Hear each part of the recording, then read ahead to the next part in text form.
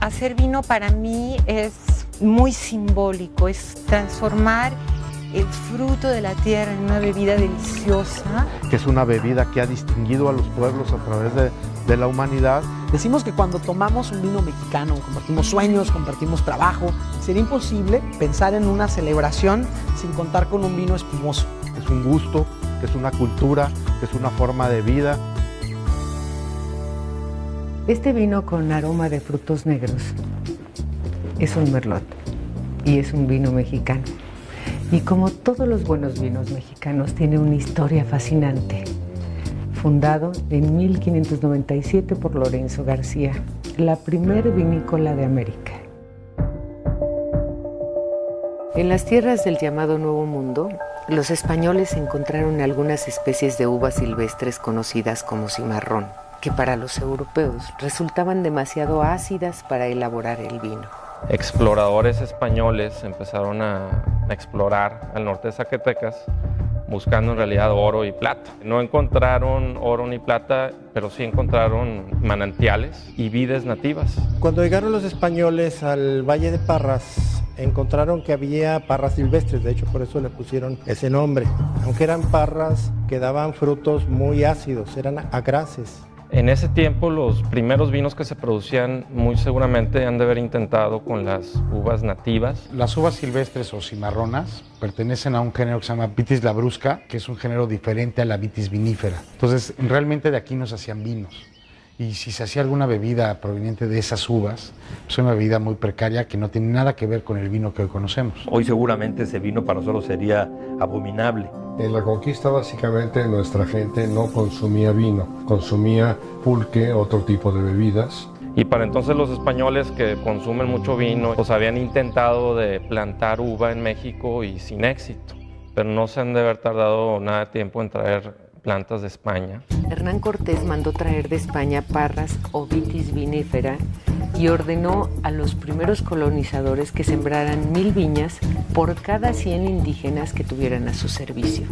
Entonces lo que cae en la cuenta es de que es un terreno fértil para las vides, para la vitis vinífera española, y empiezan a importar viñedos. La primera vid que se planta en América y el primer vino que se elabora comercialmente en América se hace en México, en aquel entonces en la Nueva España. La primera que trajeron es una uva que conocemos como la uva Misión. Y la uva Misión o criolla, pues se estableció en Chile, se estableció en Argentina, se estableció en México y por supuesto también se estableció en California. Unos años después, el emperador Carlos I, que tuvo noticias de que el clima de algunas regiones era adecuado para los cultivos propios del Mediterráneo, ordenó que todos los navíos con destino a la Nueva España llevaran viñas y olivos. Y entonces van sembrando distintos viñedos y es como se va expandiendo la viticultura. Realmente no sabemos a qué sabían esos vinos. Lo que sí sabemos es que se consumían muchísimo. Recordemos que en esa época beber agua era jugártela. Y entonces el vino no solamente cumplía con esa función de placer, sino una manera de conservar el agua, era una manera de purificar el agua, era una manera de beber algo sin morirte. Y además cumplía una función que era propiamente sacramental.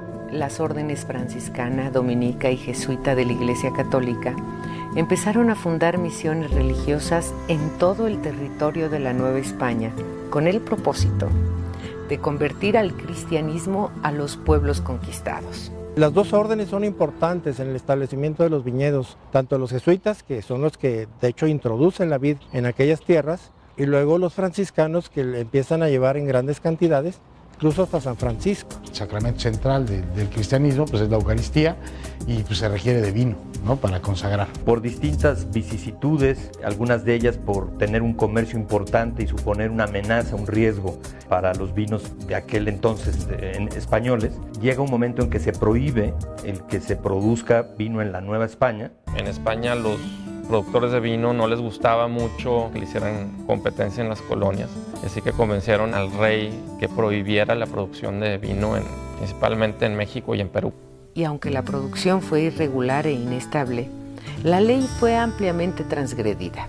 Existían no etiquetas, sino casas productoras, y las casas productoras se distinguían porque traían los barriles, los traían sellados, traían ciertos símbolos grabados en la madera, y era la manera como distinguían de dónde venía qué.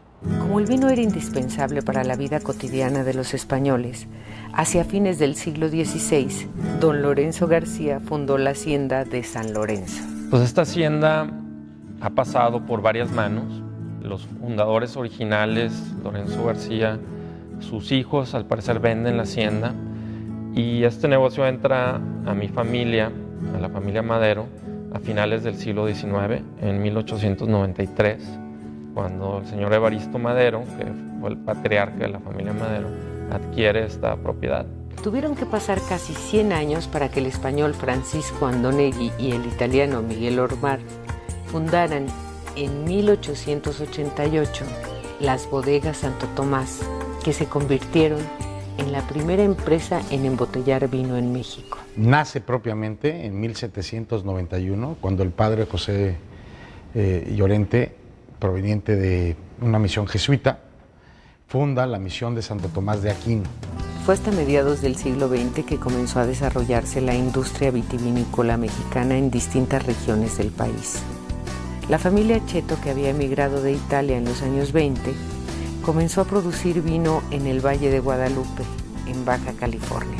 Mi padre llegó de Italia. Se vino con tantas colonias que había que se iban a distintos países. Unos emigraron al norte, otros al sur y otros se vinieron hacia este rumbo de acá de Baja California. Había producción, sí, en la parte sur aquí de Ensenada y algo aquí en Guadalupe, pero nosotros crecimos con viñedos que había alrededor de Tijuana. Y a partir del 1985 empieza a resurgir un poco la cultura del vino en México, y la última década, del 2000 al 2010, ya es una década en la que el crecimiento ha sido relevante y constante año con año.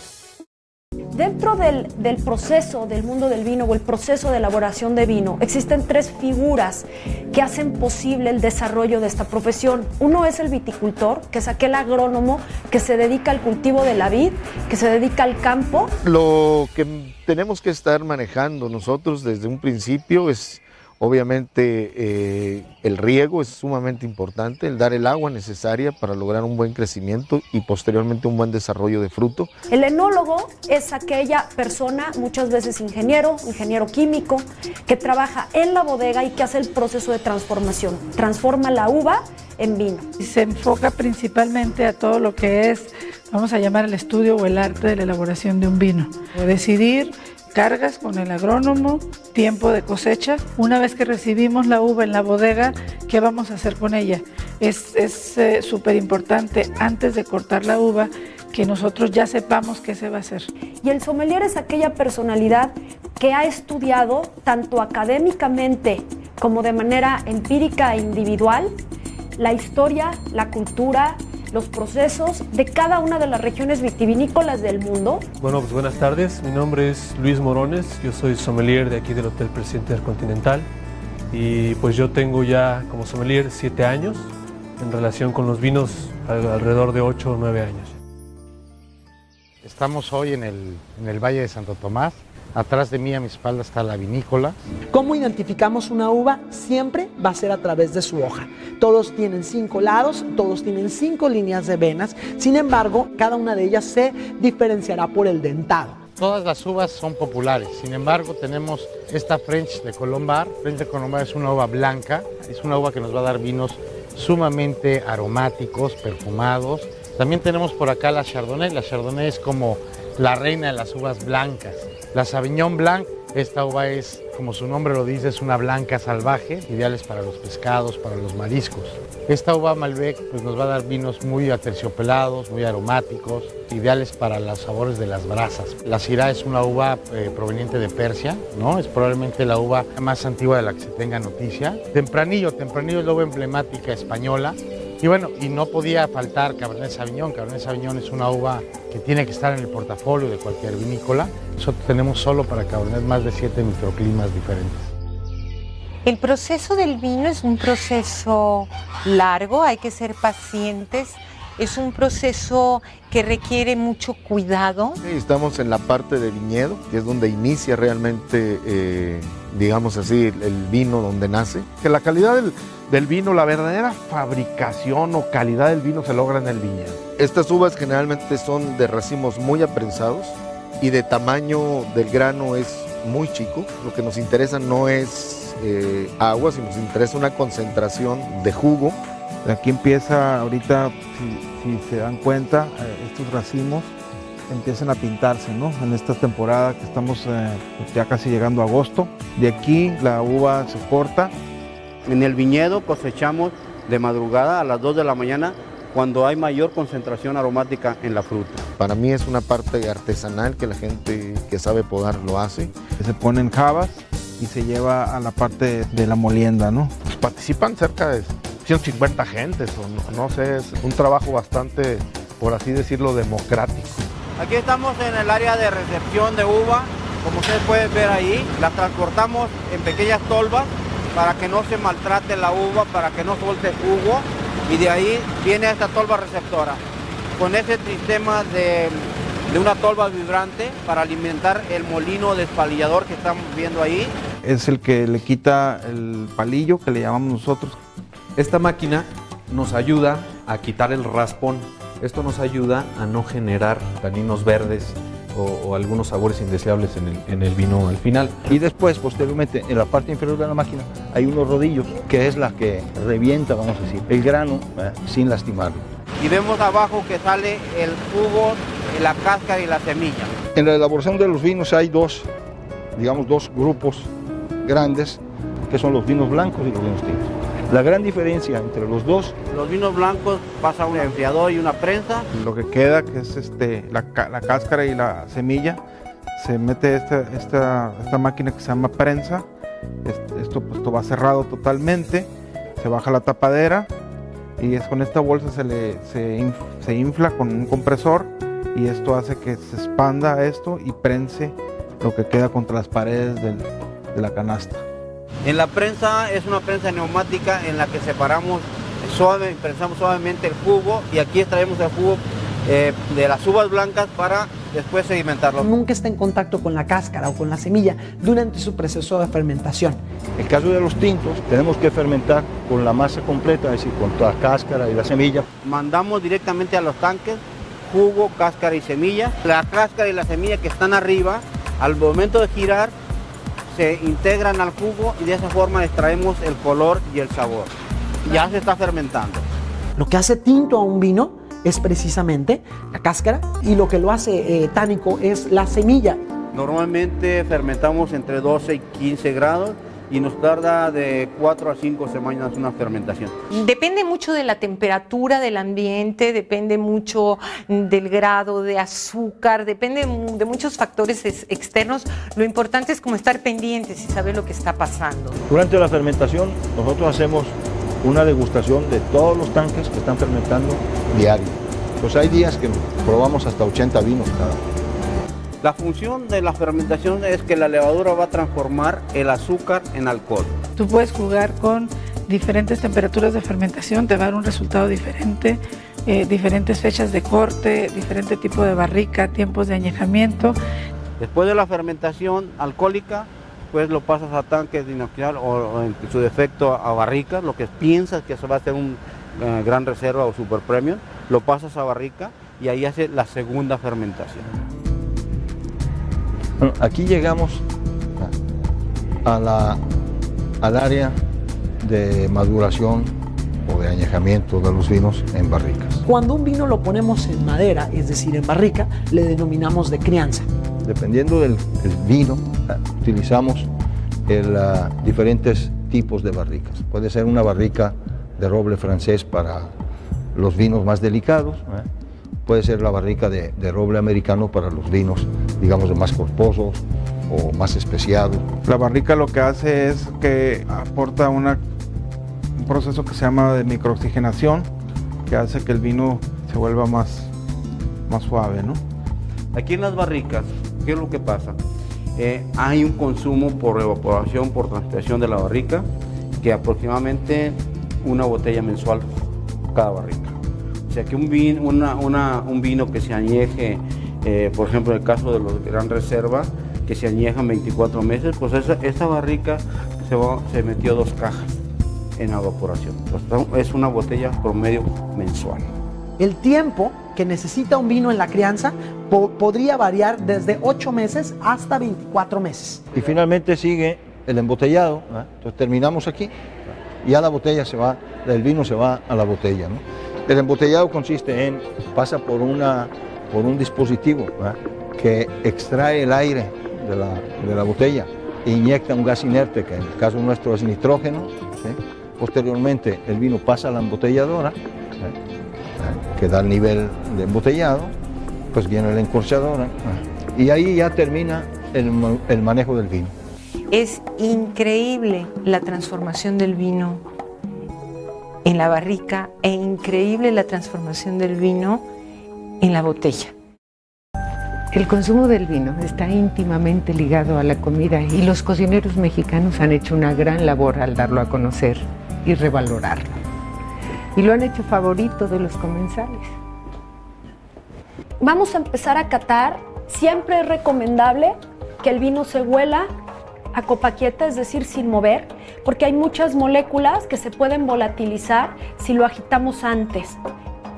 Bueno, en este vino tenemos las características de un Cabernet Sauvignon, que es fruta y temas minerales y temas de tierra. En este caso tenemos pronunciados frutos rojos más que frutos negros. Yo noto flor de Jamaica, noto granada, noto arándano, noto temas más rojos, más inmaduros que lo que vamos a encontrar en los otros vinos.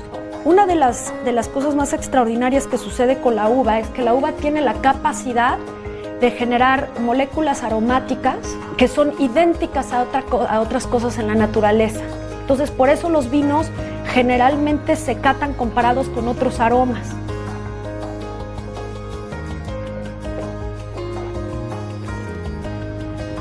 Y se da un trago. Siempre el vino se debe pasar por toda la boca.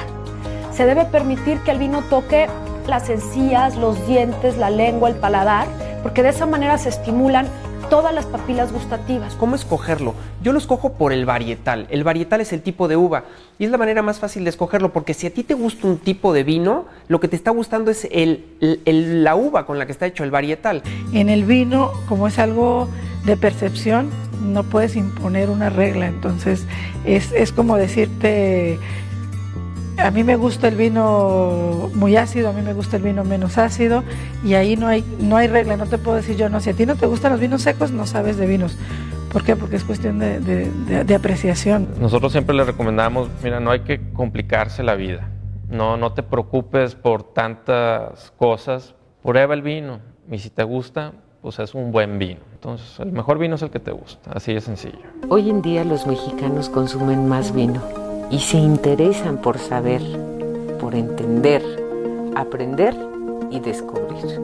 Definitivamente, yo lo que sugiero, y es lo que hemos visto los últimos 30 años, es que la gente ya está atreviéndose a probar el vino. La gente quiere saber de vino simplemente. Por supuesto se bebe los vinos, pero muchas veces bebe vino sin saber qué es lo que está bebiendo. Es muy importante tener un poco de base o fundamentos de cultura de vino, porque con eso los aprecias más. Siempre disfruta más un vino aquel que sabe algo de vinos. Yo creo que sí vale la pena de estarnos preocupando en informarnos, de leer, de conocer y de irnos arriesgando a probar diferentes vinos. Pues bueno, tenemos uno de mis vinos favoritos mexicanos hoy en día. Es un vino que se llama Fauno. Es un vino que dijimos tenemos que ponerle algo potente, pero a la vez con una proteína que no sea tan potente, ¿no? Entonces vamos a empezar en el plato. Tenemos aquí unos chilacayotes, tenemos unas verduritas también ensenada, ¿no? Tratamos de agarrarle al vino como que su entorno y ponerlo en el plato. Entonces tenemos unas zanahorias, unas colecitas de Bruselas, coliflor, unos brotecitos de betabel, guías de chícharo, y por último esta cebolla. Y para acabar la parte de la ensalada tenemos este puré, que es un puré de ajo negro Por último tenemos el guajolote y vamos a acompañarlo con un puré de maíz cacahuacintle. Y para terminar tenemos el chilmole, que creo que es un maridaje que va súper de la mano, en donde los protagonistas son el vino y la salsa del plato, y el guajolote viene siendo un acompañante, ¿no? En el norte, que se usa mucho las carnes asadas, todo lo que va a las brasas, iría el tempranillo. El merlot va muy bien con, te decía, comidas agridulces. El cabernet para todos los tipos de cortes de carne, el borrego, ya un filete, y el barbera para todo lo que son sabores a tierra, flor de calabaza, huitlacoche. Ahorita lo que se quiere uno, y en eso estamos en la guerra, de tratar de que en México se consuman más los vinos mexicanos. Hoy estamos en esa época, ¿no? En esa época en cómo vamos a inculturar el vino, cómo vamos a meter el vino. Nosotros creemos que lo que se produzca y se consuma en nuestro país, pues es mejor que traer un producto de fuera ya hecho, terminado, y aquí nada más nos lo bebamos, ¿verdad? La vitivinicultura en México tiene retos importantes. El primero es crecer en 5 años 5 veces su tamaño. El principal reto en la zona norte es el agua. Creo que se ha vuelto un problema espantoso. Y el segundo reto es la comercializada, porque tienes que tener cierto volumen para poder llegar a un precio competitivo. Obviamente también los impuestos no son los más propicios para fomentar nuestra industria. Por nuestros costos que tenemos, que son, podemos decir, altos, no podemos competir con algunos vinos que vienen de fuera. Nos hace falta que el gobierno nos apoye y que baje el IEPS y el IVA. No puede ser una industria nacional que los vinos mexicanos a veces sean más caros que los importados. Hay mucha competencia de 30 países. Lo importante dentro de los vinos mexicanos es que tienen un estilo ya. Cada vino tiene sus características y cada región tiene sus características, y habrá amantes de vinos de Ensenada y habrá amantes de vinos de Parras y ahí van. Pero siento que el mercado está creciendo y siento que tiene mucho potencial. Yo creo que México está llegando a este momento de vernos en un espejo, de decir, sí se puede, sí hacemos cosas buenas, y creo que la juventud viene muy fuerte con eso. Yo estoy muy optimista del futuro del vino mexicano. Me da gusto ver en la mayoría de los que participamos en esta industria que están haciendo un esfuerzo para tener vinos de calidad. Yo lo veo muy positivo. Hay mucho interés, sobre todo aquí en nuestro propio país. Creo que es un gran futuro, Y nos vamos a acostumbrar a tomar nuestro vino. O sea, como los argentinos o chilenos, españoles toman su vino, nosotros tenemos que tomar nuestro vino. Bueno, ahora en una cata estuvo Isabel Mijares, que es de las enólogas más reconocidas en España. Dijo que los mexicanos tienen un vino que está a la altura de cualquier lugar del mundo y no tienen por qué sentirse menos. Es de los mejores vinos del mundo. El vino mexicano tiene una historia de 500 años y ha puesto a nuestro país como uno de los mejores productores del Nuevo Mundo. Somos pioneros en América. Tenemos calidad de exportación. Tenemos que estar orgullosos de esta industria. Salud por el vino mexicano.